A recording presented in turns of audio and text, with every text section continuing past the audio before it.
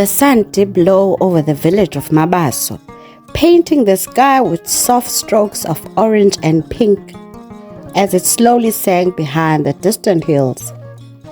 Dust swirled in the evening breeze, carrying with it the scents of dry earth and cooking fires. It was the end of another long day in the small village where life moved slowly and quietly, like the winding paths that stretched from one humble hut to the next. In one of those huts lived Amahle, a 14-year-old girl with wide, curious eyes and a heart full of hope. Despite the hardships that life in Mabaso brought, Amahle found beauty in the simple things. The way the sun warmed the earth in the early mornings, the songs of the birds that fleeted among the tall trees, and the laughter of her younger siblings as they played near their small, thatched roof home. Amahle's mother, Nomsa, had always been a figure of strength in the family. A woman of few words, Nomsa had raised Amahle and her two younger brothers alone since their father, Thabo, had died in the war when Amahle was just a little girl. Life without a husband was hard, but Nomsa never complained. She worked from dawn to dusk, tilling the dry soil, tending to the goats, and doing whatever she could to keep her family fed and clothed. But as seasons passed, something had changed in Nomsa. She moved more slowly now, and her once strong frame had grown thin. Her breath came in labored gasps, and the persistent cough that rattled in her chest grew worse with each passing day. Amahle had noticed it for a long time, but she never asked about it. She didn't have to. The shadow of sickness hung over their home like a heavy cloud, one that no one could ignore. On this particular evening, Amahle sat outside their small hut, staring at the fading horizon. Her younger brothers, Banele and Lwazi, played nearby, their laughter filling the air as they chased each other around in circles, pretending to be soldiers defending their village. Amahle smiled faintly as she watched them, but her thoughts were elsewhere. Her mind wandered back to the afternoon, to the river where she had gone to fetch water, and to the boy who had spoken to her in soft, secret whispers, Sipho. He was just 18, barely older than a boy himself, but already a soldier. He had come to Mabaso a few months ago with a small group of soldiers sent by the government to protect the village from the threat of rebels hiding in the nearby mountains. The war had left its scars on the land and its people, and the presence of soldiers was both a comfort and a reminder of the dangers that still lurked beyond the hills. Sipho had caught Amahle's eye the first time she saw him. He was tall, with a proud posture and a quiet strength about him. His eyes, though often filled with the weight of his responsibilities, softened when he looked at her. It was at the river, as Amahle filled her clay pot with water, that they had first spoken. His words had been brief, but his smile had stayed with her long after he left. Over the weeks, their encounters became more frequent. Sipho always seemed to find his way to the river when Amahle was there, and they would exchange a few words, sometimes a laugh, before he returned to his duties.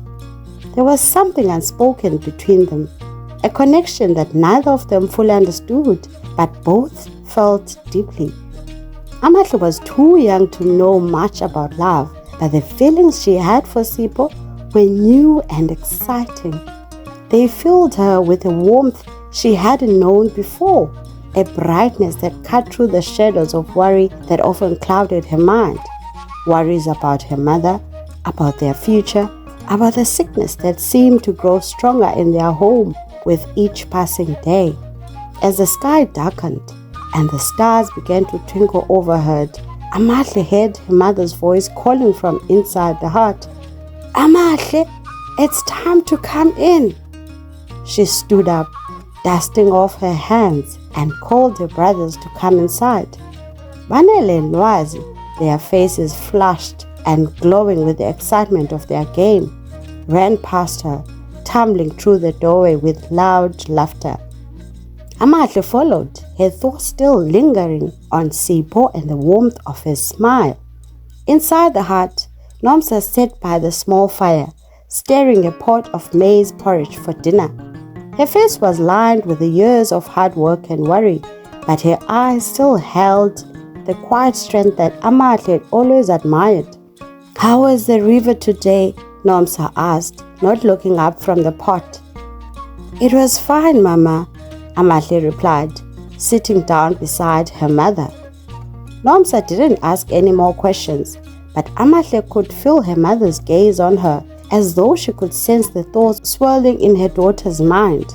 For a moment there was silence, broken only by the crackling of the fire and the distant hum of the night. "Your father used to talk about the river," Nomsa said suddenly, her voice soft. "He said it was the heart of the village, where life flows."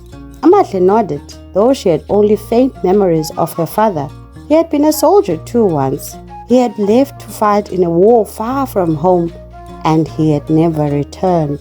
"Mama," Amahle began, hesitant, Do you think the war will come here again?" Nomsa was silent for a moment, her eyes fixed on the pot as she stirred. Finally, she spoke, her voice low and steady. "The war is always close, Amahle, but we must keep going, no matter what comes." Amahle nodded, her heart heavy with the weight of her mother's words. The war had taken so much from them already. Her father, their peace, their security. But it had also brought something unexpected into Amahle's life. Sipho, the thought of him filled her with a strange mix of hope and fear.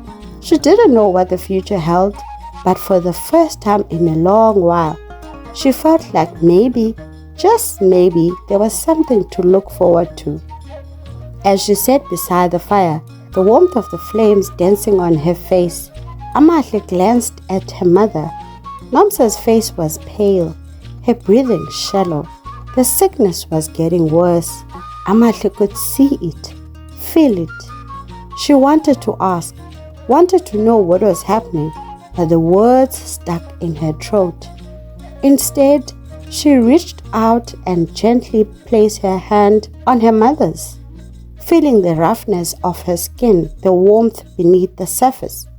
"We will keep going, Mama," Amahle whispered, more to herself than to her mother. Nomsa said nothing, but she squeezed Amahle's hand in return. Outside, the stars shimmered in the night sky, and the world went on just as it always had. Life in Mabaso continued as it always did, slowly, quietly, marked by the rhythm of the sun rising and setting, the village waking and sleeping.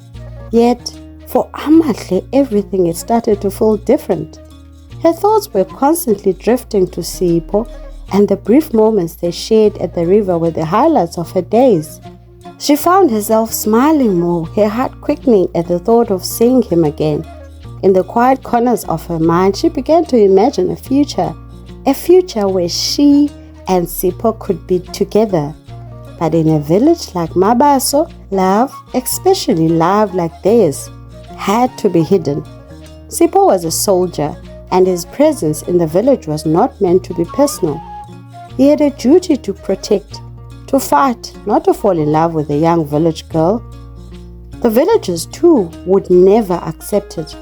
They whispered behind closed doors about everything and everyone. A soldier and a girl like Amahle, it will bring shame, they would say. So they kept their feelings a secret. They met in stolen moments, always when no one was watching. Amahle would go to the river at odd hours, and Sipho would find reasons to patrol near the edges of the village, where the trees were thick and the world felt a little smaller, more intimate. One afternoon, as the sun hung low in the sky and the heat of the day began to give way to the cool of the evening, Amahle found herself in the river again. She knelt by the water, feeling her clay pot slowly, the coolness of the river refreshing against her skin. She had just started to stand when she heard a soft rustle of leaves behind her. She turned, and there he was, Sipho, standing just beyond the trees, his uniform blending into the shadows. His smile was small but warm, the kind that made Amahle's heart skip. "You shouldn't be here," Amahle whispered, though she couldn't help but smile in return. "I couldn't stay away," Sipho replied, stepping closer until he was just a few feet away from her. "I wanted to see you." Amahle glanced around nervously, her eyes scanning the quiet path that led back to the village. No one was there. They were alone, just as they had been the last time they met. Still, the fear of being caught always lingered in the back of her mind.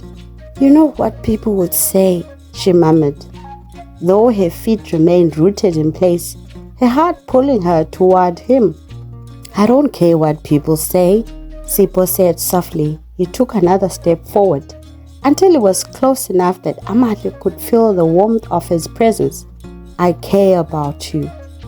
His words were simple, but they made Amahle's heart swell with emotions she couldn't quite name. No one had ever spoken to her like this before. No one had ever made her feel like she mattered in the way Sipho did. "But you are a soldier," she said, her voice barely more than a whisper. "And I'm just..." She trailed off, unsure of what to say. Who was she? Just a girl from a village? A daughter? A sister? She wasn't sure anymore. The lines between who she was and who she wanted to be were becoming blurred. "You're not just anything," Sipho said, his eyes steady on hers. "You are Amahle." For a moment, there was nothing but the sound of the river flowing gently behind them, the birds calling in the trees, and the soft whisper of the wind through the leaves. It was as though the rest of the world had melted away, and all that was left was the two of them standing together in this quiet hidden place. Then, without thinking, Amahle stepped closer to Sipho, her breath caught in her throat as she raised her eyes to meet his. He reached out slowly, carefully, and took her hand in his. His touch was gentle, warm, and it sent a shiver through her. "I don't know what's going to happen," Amahle whispered, her voice trembling. "I don't know if this is..." But Sipho stopped her with a small shake of his head. "We'll figure it out," he said softly. "We have time." And in that moment, Amahle believed him. She believed that they would have time to figure out what was this, time to be together, time to make something of the connection that had bloomed between them like a secret flower in the dark. They stood there for a while, hand in hand, neither of them speaking. There was nothing more to say. Everything they needed to say was in the silence, in the way they held onto each other, knowing that their time together was fleeting, but not caring. The weeks passed, and the quiet meetings by the river continued. Sipho would find ways to see her, and Amahle would make excuses to leave the house. She told herself that it was just for a little while, that no one would notice, that they weren't hurting anyone. But deep down, she knew that what they had couldn't stay a secret forever.